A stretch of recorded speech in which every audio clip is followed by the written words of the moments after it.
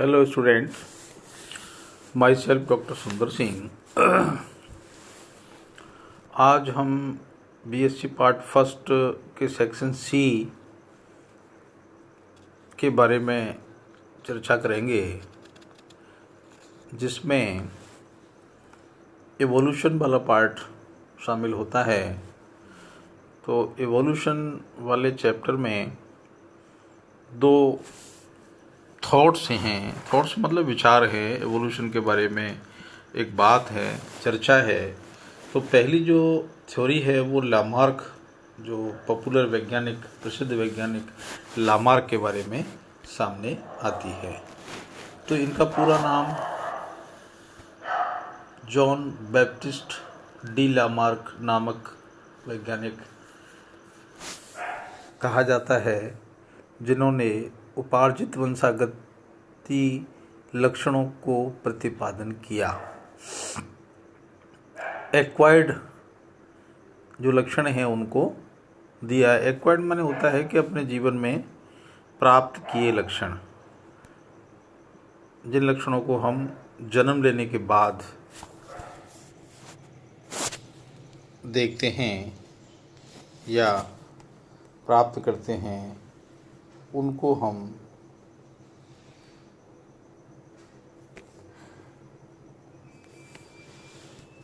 उपार्जित लक्षण कहते हैं। तो इस थ्योरी का नाम भी एक्वायर्ड कैरेक्टर्स कहा जाता है। तो उपार्जित लक्षणों की वंशागति। सन 1809 में लामार्क ने जैव विकास संबंधी अपने विचार अपनी पुस्तक फिलॉसफी जूलॉजिक में प्रकाशित किए थे।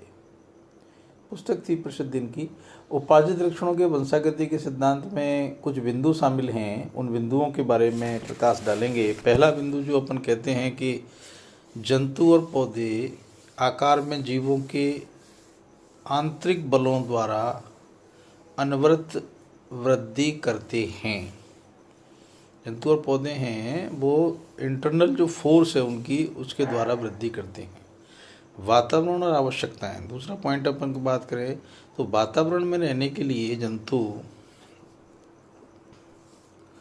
जीवन को सहज बनाने के लिए आवश्यकता अनुसार नए अंगों की उत्पत्ति व रूपांतरण कर लेता है। तो ये भी अपन सटीक जैसा लगता है कि भाई नए अंगों की उत्पत्ति और रूपांतरण वो कर लेता है।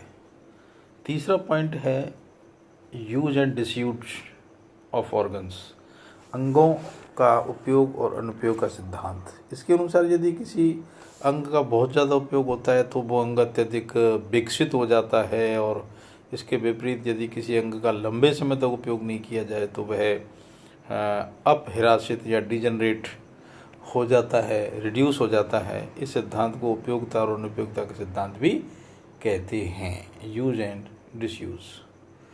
तो ये 3 पॉइंट इन्होंने रखे। तो इसके उदाहरण के रूप में अपन देखें कि यूज एंड डिसयूज के उदाहरण के रूप में अपन देखें तो जेब्रा जो होता है उसकी लंबी गर्दन होती है और वह अफ्रीका के जंगलों में पाया जाता है, अफ्रीका में मिलता है। और जिराफ की लंबी गर्दन और लंबी टांगें निरंतर अधिक उपयोग का परिणाम मानते हैं, क्योंकि जिराफ के पूर्वज जो थे उनकी लंबाई में समान से परंतु ग्रीवा छोटी थी। परंतु वातावरण में परिवर्तन के कारण घास की कमी होने लगी, तो इन्हीं वृक्षों से पत्तों को प्राप्त करने के लिए निरंतर खींचना पड़ा होगा, अर्थात इनका उपयोग अधिकतम हुआ होगा। परिणाम स्वरूप लंबी ग्रीवा और आगे के जो पैर हैं, आगे के जो पाद हैं, वो लंबे हो गए और उनका जन्म हुआ। लोहार निरंतर हथौड़े का उपयोग करता है, हथौड़े का उपयोग करता रहता है, और इसलिए उनके हाथ की पेशियां विकसित और मजबूत हो जाती हैं। ये अपन प्रैक्टिकली देखते भी हैं। और तीसरा है जलीय पक्षियों के जालवत जो होते हैं, जो वेव होते हैं, पाँव के बीच में एक पतवार जैसी संरचना होती है जो उनको तैरने का काम करती है।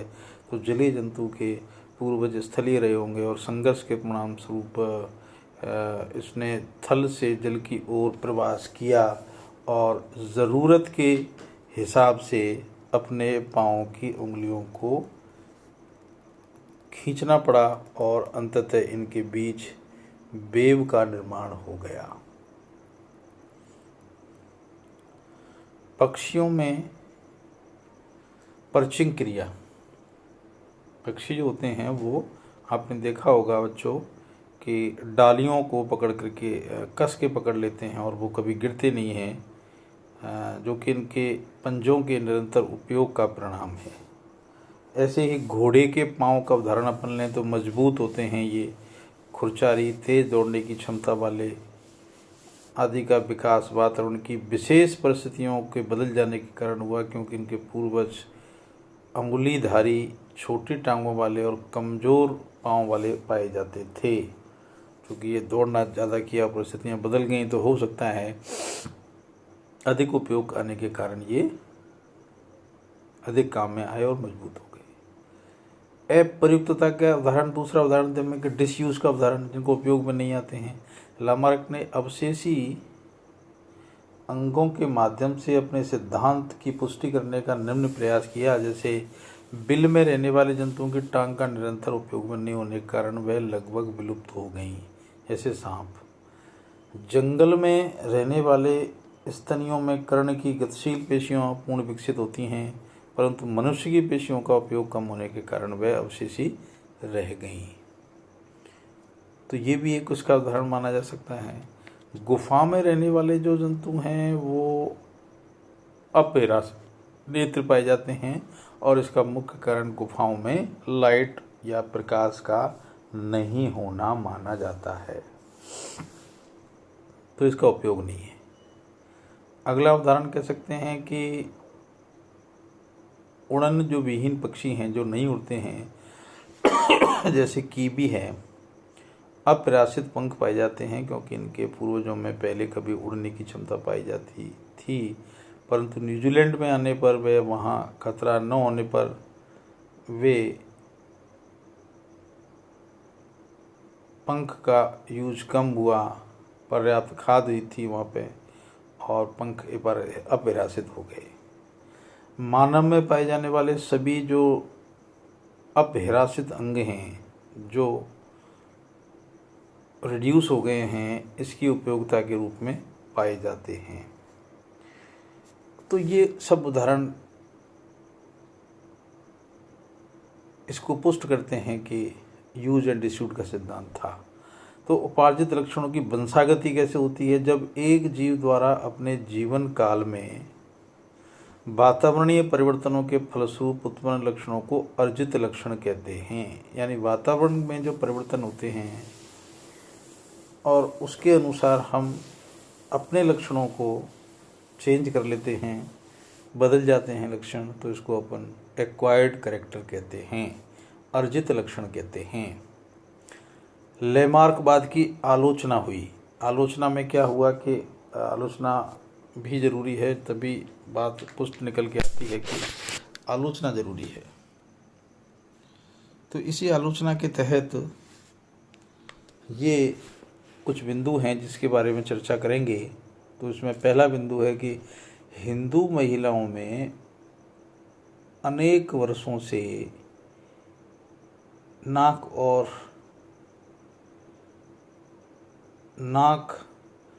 कान छिदवाने की संस्कृति है और एक अर्जित लक्षण है, परंतु अनेक वर्ष बीत जाने के बाद भी एक भी संतान में छिदे हुए कान वाली संतान उत्पन्न नहीं हुई, अर्थात वंशागत नहीं हुई। दूसरा उदाहरण, मुस्लिम समाज में सुन्नत कई वर्षों से किया जाता है, लेकिन कहीं भी इसकी वंशानुगति का कोई भी उदाहरण नहीं है।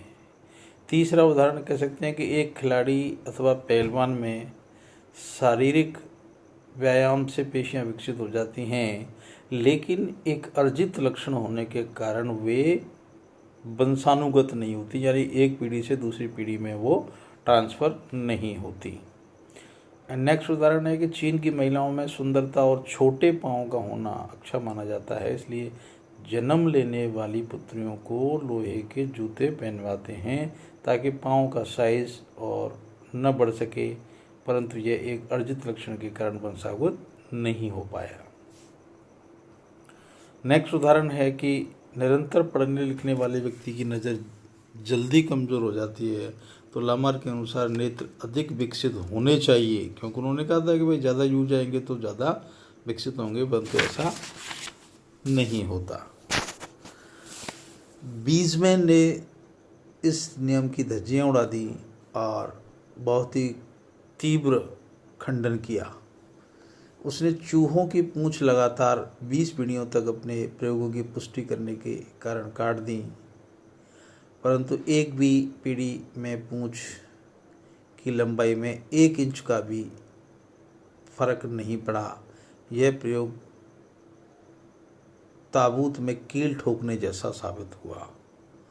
यानी बीजमैन ने अपने जनन द्रव्य की निरंतरता के सिद्धांत के खिलाफ बताया, क्योंकि युग्मक बनाने वाली सेल जनन सेल होती है जिसमें जनन द्रव्य होता है, वह दूसरे कायिक सेल में कायिक द्रव्य होता है। अतः केवल जनन द्रव्य वाली सेल दूसरी पीढ़ी में स्थानांतरित होती है, ना कि कायिक वाली सेल।